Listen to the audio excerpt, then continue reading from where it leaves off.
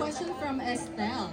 Hello, Estelle. Hello po, paano ko po i-convince yung professor ko na ipasa po ako sa subject niya? Paano i-convince ang professor niya na ipasa siya sa subject niya? Una, Bigyan mo siya ng isang pirasong poke-poke. Pagkatapos kainin nyo sabay, kapag siya Ay! natuwa, ikaw. Ay! papasa. Ngunit Kung Siya, ay nalungkot, ikaw, ay magpapatawa. Ayun. So, poke-poke, okay? Here's the answer. Yes, Kara! Yes, question from Claire.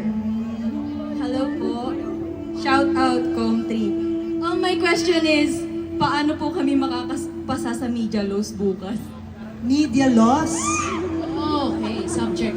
mag-aral. ngayon. Din.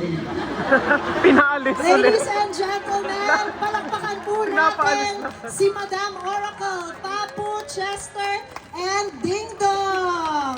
And that was our set for this evening. Salamat po sa inyong lahat. Please give yourselves a round of applause.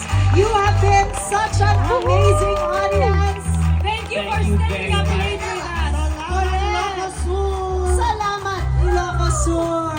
Thank you. Thank you. Muli, magpapakilala ulit kami. Ako po si Aaron. Ako po si Thea. Ako po si Angelica. Ako naman si Papu. Ako po si Ding Dong. Ako po si Carl. Ako po si Kara. Ako po si Happy. At ako naman po si Chester. Kami ang Stay!